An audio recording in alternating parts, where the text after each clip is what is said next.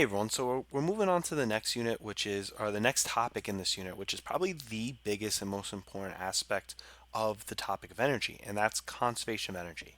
So everything that we've done before was just a little bit of practice working with the equations, but now we're going to actually see how everything kind of relates in some of the more complex questions. So, one thing that you should have learned in previous classes is that energy is conserved. There's actually a few things that are always conserved in science. There's energy, there's momentum, there's mass, and there's charge. So, as you probably remember hearing at some point, energy cannot be created or destroyed. It can only change forms. The idea being that if we have an object that has some amount of energy, let's say it has 50 joules of potential energy because it's at some height. If that object is lowered, then that means that that 50 joules of potential that it lost had to have gone somewhere. Uh, it doesn't just disappear, it goes in some form. Maybe if the object was dropped, all that potential could be turned into kinetic energy. And therefore, the object would end up gaining that equal amount of kinetic energy. Maybe a person is lowering it, in which case that 50 joules of energy is being put towards work or being removed by work. Um, if it ends up landing on the ground and then stopping, then that would mean that all that 50 joules was dissipated in the form of lost heat energy. So the idea is that it just turns into something else. Maybe it turns completely into one type of energy, so like all the potential turns straight into kinetic, or maybe it turns into a little bit of both. As it falls, it's going to end up having a little bit of potential and a little bit of kinetic as it slowly pretty much splits between different avenues essentially. So yeah, this is really important is to be able to identify what's going on with the energy and make sure that you're keeping track of how much energy we have and where the energy is going. For the most part, this entire concept is essentially a act of almost bookkeeping, where you're going to be going through these problems and trying to identify, what energies do we have, and if there's a conflict, maybe you are doing the calculations and you're finding that one energy at one location is actually higher than the energy on the other side. You're doing the total energy in the beginning, and you're trying to set it equal to that energy at the end, but you're finding that they're different numbers. That would mean that there's some other energy that you're not taking into account. So try to keep that in mind. Now, I do want to make a quick little side note for this entire unit, and for pretty much everything that we're going to talk about for the AP at least. Energy is always conserved. There's not going to be a case where you're going to have a conflict of the energy being lost or coming out of nowhere. However, I did want to make a little side that technically it turns out that in the real world that's not the case. When we start getting into um, more of a modern physics stuff, which we will cover in the regions courses. But when we get to modern physics, we actually find out that energy can actually be created and destroyed. But it has to be created and destroyed to an equal amount of matter. So, a good example of this is if we take two particles and we give them some initial kinetic energy and we slam them together, we might measure their kinetic energy after the collision and find that we've lost energy. And when we look through all the different types of energies, we find that there's no other place for that kinetic energy to have gone. It just disappeared. But when we actually look for what sensors we have around the object, we actually find that in response to losing this excess energy, we actually ended up gaining matter. Another example with that is a lot of times what scientists will do is that they'll take, let's say, two protons, slam them together in order to create something like a helium nucleus. But the issue with that is if you take two protons and slam them together, you're actually creating something that has twice the mass of what you started. You start with two protons. A helium nucleus has two protons and two neutrons. Where did that excess energy come from? How do you create four particles essentially from slamming together two particles? Well, it turns out that the kinetic energy that the two particles had in the beginning turned into matter. So scientists actually now use this idea of energy mass conversion, that we could have a case where energy is lost, but in the process we'll gain matter. If we gain energy, then we've lost matter in some form. And there's actually a really famous equation that tells us how much energy we get from a certain piece of matter. And that equation is Einstein's E equals mc squared. Using this equation, we can figure out how many joules of energy we get from a certain conversion of matter. So I just wanted to point this out, that this idea that energy can never be created or destroyed is not really concrete. It's more of, in the cases that we're going to consider, in the I guess we'll call it the human scale world, where Newton's laws hold supreme, that's going to be true. But once we get to the point where we're dealing with modern physics, when we start looking at the very large or very small scales, we find out that that's not going to be the case all the time. All right. So one of the things that you're going to want to do, you're going to want to do two things essentially. But as I mentioned, with conservation of energy, it's a lot of bookkeeping. You have to be able to read the problem and understand what type of energies we're dealing with, what energies are turning into where, and where some of the energy could be converted into. Like, could it be converted into heat? And if so, when is it being converted into heat? Because of this, you want to constantly be asking yourselves, where is the energy going? If an object gains kinetic energy, where did that object gain that kinetic energy? Where did that energy come from? And then where does it end up going? Once it has this kinetic energy and it starts slowing down, where is that energy going to? Is it going to potential? Is it going to heat? Is it going to work? What's going on? Another thing that you want to do is be able to identify all the energies that are going on at certain locations.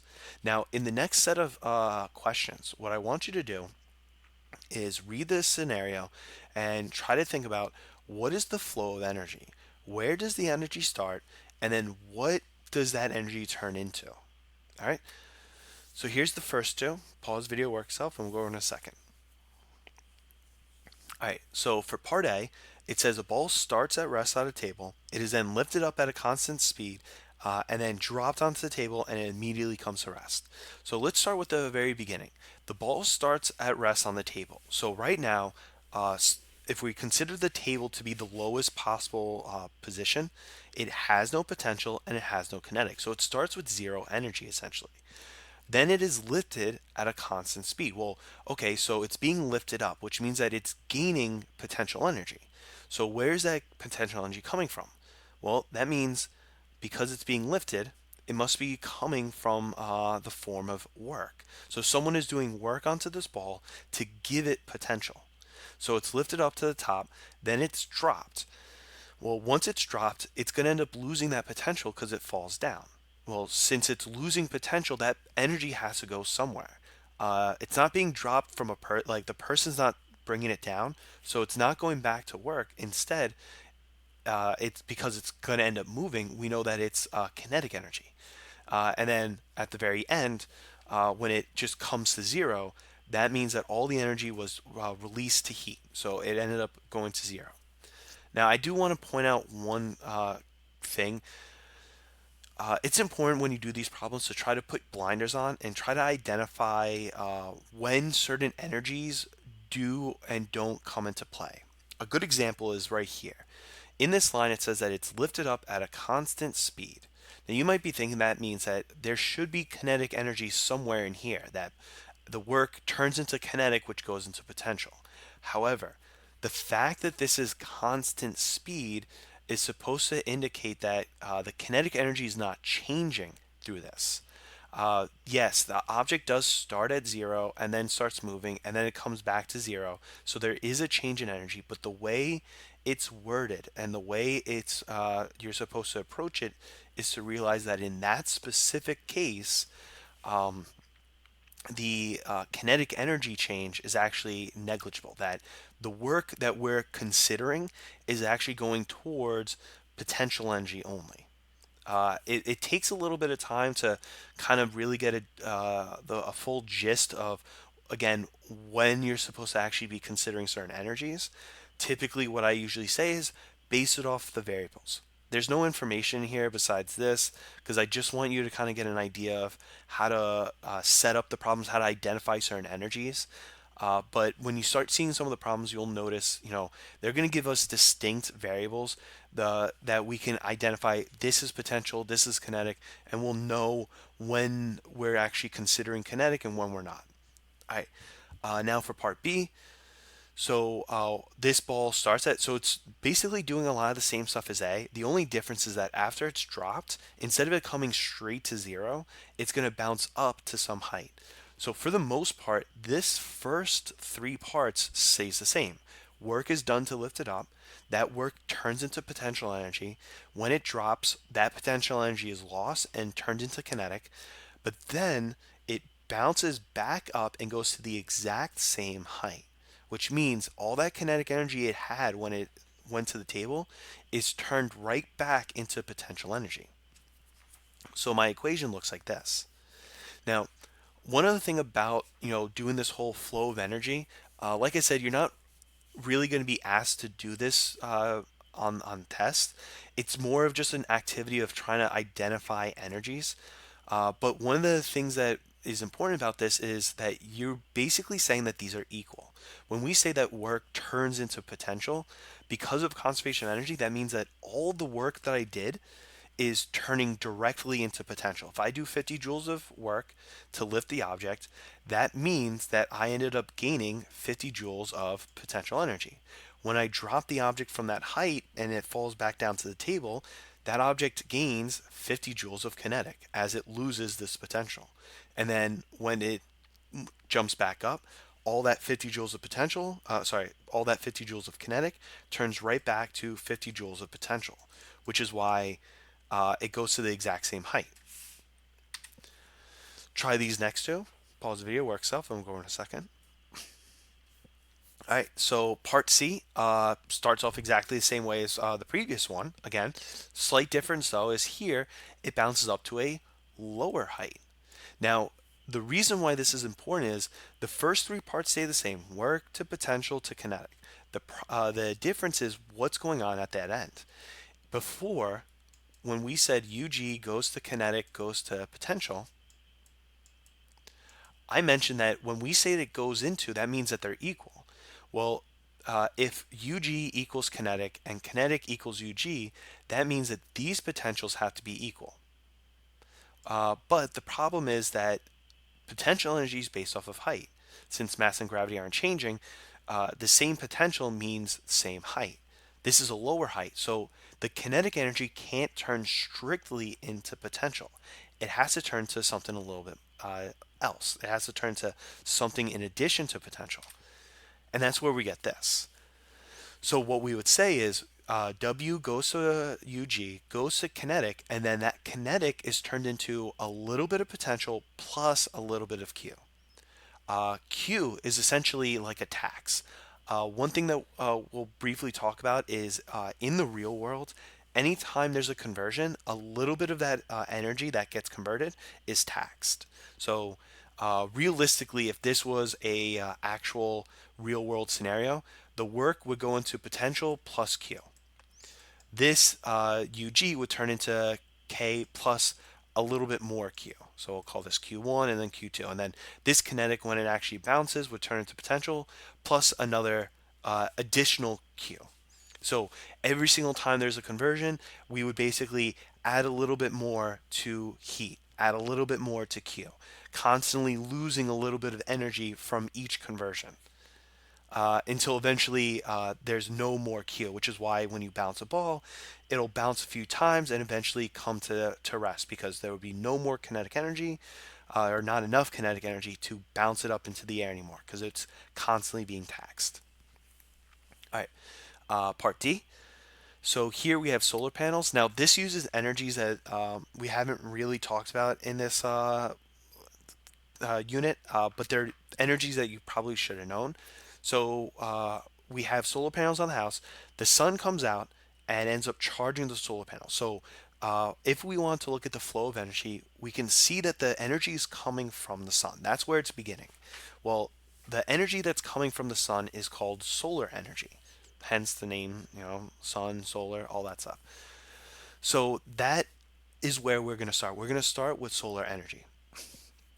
Though that solar energy hits the panels, and the panels will end up creating electricity. So that solar energy is going to end up turning into electrical energy. That electrical energy is then, goes through the house until it reaches the blender, which then turns on the blender. The blender causes when it's turned on, has the moving blades. That's kinetic energy. So the flow of energy for this would be that the solar energy from the sun turns into electrical energy from the solar panels, which then powers on the kinetic energy of the blender. All right, this is the last one, so pause the video, work itself, and we'll go over a second. All right, so here we have a block that's on top of a rough inclined plane. So we start at the top of this ramp. So we're going to start with potential, and then that potential is going to turn into kinetic. Now, because it says a rough inclined plane, we're supposed to know that there's going to be friction involved. So that means that when it comes down the ramp, not all of that potential energy can be turned into kinetic energy. Only some of it.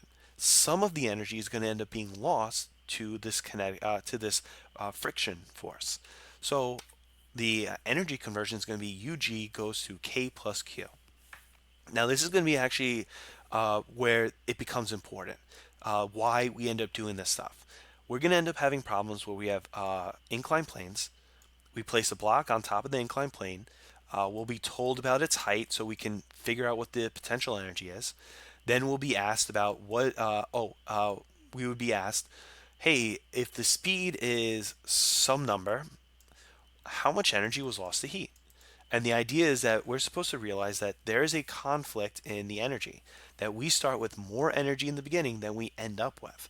Therefore, our equation that's going to help us solve for Q is going to be found using this, that the energy I started with, the potential energy, is going to turn into and should be equal to the kinetic energy at the bottom plus the energy lost to heat. All right. So we'll do a few practice questions in a moment where we actually do conservation of energy. There is one thing I want to point out. So if there is no friction and there's no energy constantly being put into or out of the system, then what we end up saying is that the mechanical energy of the system is conserved. So in every single case, energy is always conserved, but there is a special type of energy called mechanical energy. Now, mechanical energy is the sum of potential and kinetic. So when we say that the mechanical energy is conserved, we're saying that the amount of kinetic and potential we start with is going to be equal to the amount of kinetic and potential that we end with. Like I said, this is only true though if there's no friction and there's no continuous work being done on the system. A perfect example of a case that not that it has not one of the cases where mechanical energy is conserved since there's always friction involved, but one that's usually used to describe an object where mechanical energy is conserved, like in the ideal case, would be a pendulum. When you have a pendulum, it's raised to some height, the pendulum swings down and then goes back to some height. If there's no friction and no energy being lost to heat, then the height it reaches should be the same. This pendulum is going to start with potential energy. That potential turns into kinetic as it swings down. That kinetic turns back into potential, and so on and so on. It just goes back and forth between the two types. So this is a good example where mechanical energy is conserved.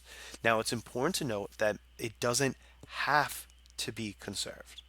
Total energy is always conserved, but mechanical energy is not. Mechanical energy is only conserved in a frictionless, workless scenario. The reason I'm stressing this is because, as I've mentioned many times, the AP1 questions are very tricky. They're meant to try to trick you. And this is one of the ways they trick you. They'll talk about a scenario, and instead of saying total energy is conserved, they'll say mechanical energy is conserved. And that's a hint that you have to actually look to see what's going on to the potential and kinetic, And is there anything going on with friction? So if you look at a problem and you see like the kinetic energy is decreasing, but the potential hasn't changed, that means that the mechanical energy can't be conserved. It's not constant. That some of that kinetic energy is going away in some form to heat, to friction, to some type of work. So just keep that in mind that when you see that the phrase mechanical energy is conserved or what's going on with mechanical energy, just take a step, act like you're walking on eggshells and just pay really close attention to what information they're telling us. Is there something in the problem that's telling me that mechanical energy can't be conserved? All right. This is another way that we could write this. That the way this is written may seem weird, but it's just saying that the amount that one energy is gains, the other energy loses. So if the potential energy goes up by 50 joules, kinetic energy goes down by 50 joules, and vice versa. All right. Now, if there's friction and there's work and all that stuff, what we can do is basically use conservation of energy and talk about the total energy before and the total energy after, or the total energy at one point and set it equal to the energy at some other point. Uh, Total energy can include kinetic, potential, work, and heat. So the way we would set this up would be like this. Now, in this case, I'm using work strictly to being like work being done by a person or by an engine or something. This can be positive or negative.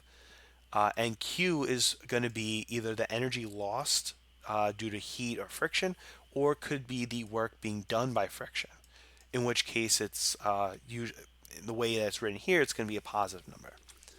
So, just wanted to point this out that that's what's going on. Q is the energy lost, W is the energy added to the system. I should clarify it again. It doesn't have to be added. You could use that to be a person, taking energy away, but usually it's the work uh, being done by a person or an engine. Now, this is one way that you could deal with conservation energy. Personally, one of the ways that I like to do it, like I said, I like to do the bookkeeping method, where you look at a problem, you look at the picture, either a picture that's given to you or that you make, and you identify all the energies that are involved at the two locations that they're talking about. You find all the energies at one point, find all the energy at the other, and set them equal. All right. So here's the first question. So pause video workstuff, and we'll go in a second. All right. So this is how we're going to start this off. Like I said, we can start with a before. The ball is shot upwards with some initial speed, and it's on the ground. Then it ends up going to some height, and we don't know what that height is. And the speed at this point is 0. So in this initial case, we have no potential energy, we have kinetic energy, but we have nothing else.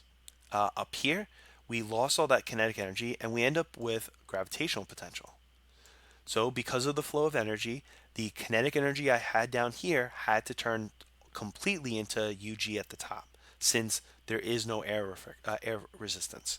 So my equation is going to be the initial kinetic energy equals the gravitational potential. I can substitute in the equations that I have for kinetic and potential. It's 1/2 mv squared equals to mgh. I can then plug in the numbers, and I end up getting that the height is 125 meters. That's how you do the conservation of energy questions. Again, you could draw the picture, find the energies that you have at the 2 points, set them equal to each other. One thing I do want to point out, this is going to be the last thing I mention, and then in the next video we'll do a little bit more practice problems. But I want to actually point out that some of you may have noticed that there was actually a way to solve this without energy. This is a typical projectile problem where an object's being thrown in the air. You could have used the equation v squared equals v naught squared plus 2ad. I think I've used 2a x minus x naught. It's the same thing. I'm just setting the x naught equal to d. So you may have realized that we could do this, and here's the thing. That's true. We can use this equation because technically this equation actually is conservation of energy. So I want to actually derive this really quickly for you. I think it's just interesting to see how things come about. So let's actually consider the case. Instead of having the object like that, let's say I had an object at some height. So it's at some initial height, and it's thrown down with some initial velocity. And I want to know what is the speed when it has fallen down to the ground. So when it's on the ground, what is the speed? So let's say I do the forms of energy. At the top, it is moving and it has potential energy. At the bottom, it only is moving. So it's only got kinetic, no potential. Therefore, I can set the initial kinetic energy and my gravitational potential equal to the final kinetic energy of the system. Taking these equations, I could do 1/2 mv squared plus mgh equals 1/2 mv squared. Since the only difference between these 2 points is their speeds, I basically say that this is the initial speed and the final speed. Well, one thing that you may notice is that we have a mass in every term, so drop the masses. In addition, I have two of these 1/2s. I don't know about you, I don't like fractions, so I'm going to multiply the entire line side by 2. So this turns into v naught squared plus 2gh equals v squared. And right there, we see that that is the timeless equation. Just replacing a with g and d for h. So as I've said, you've already been using conservation energy without realizing it. I kind of like this. I like seeing how a lot of these equations end up relating, because one thing that you're going to see is that almost every equation that we have is just a rehash of one of the other equations that we've worked with. In particular, it's a rehash of the kinematics equations and Newton's laws. So you'll see that happen a few more times. That's pretty much it for this. We'll do a few more practice problems in the next video. But if you have any questions, feel free to let me know. Otherwise, good luck and have a great day.